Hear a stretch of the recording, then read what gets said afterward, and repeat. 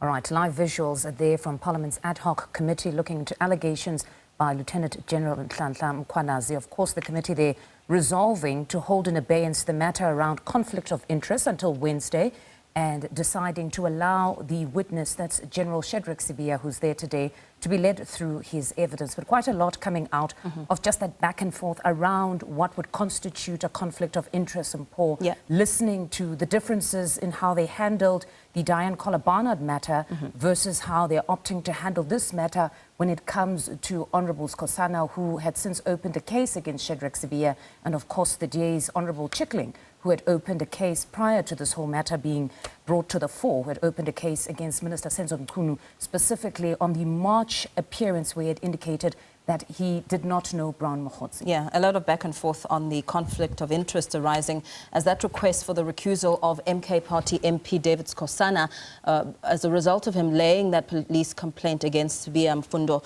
And just listening into the different submissions that have been made, I mean, the ANC's submission of Nduli suggesting that the matter be deferred and to the parliamentary legal team.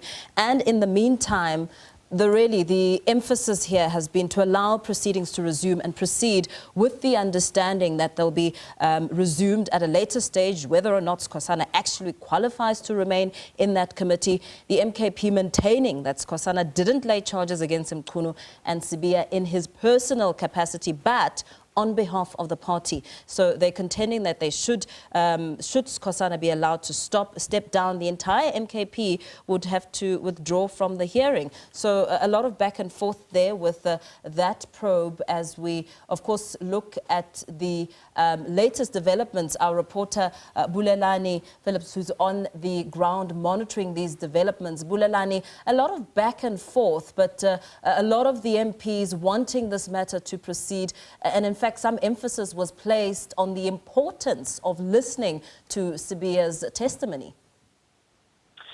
Good afternoon to you, Mfundo, and to the viewers at home. Of course, again, another delay, and the witness was made to wait for over an hour. In fact, he had to actually be even escorted out so that the MPs could be able to deliberate on in-house matters. But of course, the issues of in-house matters were scheduled to be discussed on Wednesday. But the DA, actually, after the legal advice was given, they indicated that one of their MPs, Lisa Shikalenga, would be withdrawing from participating in the committee because of the reasonable apprehension of bias, because she had laid a criminal complaint against Sibiya in July. And again, the second member that was also, under discussion is the MK Party MP, David Skhosana, who's also, also laid a complaint against Sibiya as well. So the committee was actually discussing on whether should they not follow the same route as that of the DANP. But in the end, the chairperson of the committee, Soviet Nhlanhla, says they will have to get a legal advice on whether how should they proceed against the MK Party MP. Bulelani, just listening to the back and forth, we're hearing a number of parliamentarians, specifically those from the MK Party, almost raising concerns around perhaps the manner in which the SC is acquitting himself now insofar as decision-making and giving legal advice, raising concern that perhaps here he's not acquitting himself so well as to give the House the advice that is needed on how to proceed. Just share with us more of that interaction.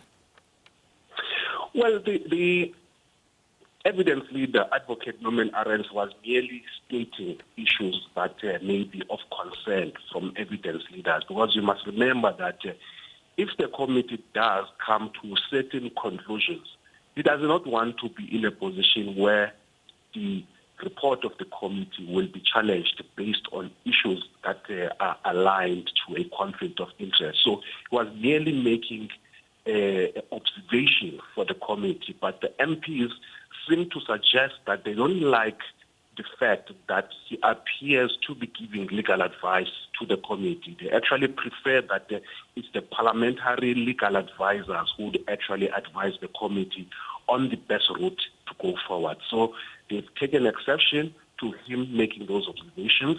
They actually prefer that the parliamentary legal advisors are the ones who are going to actually advise the committee.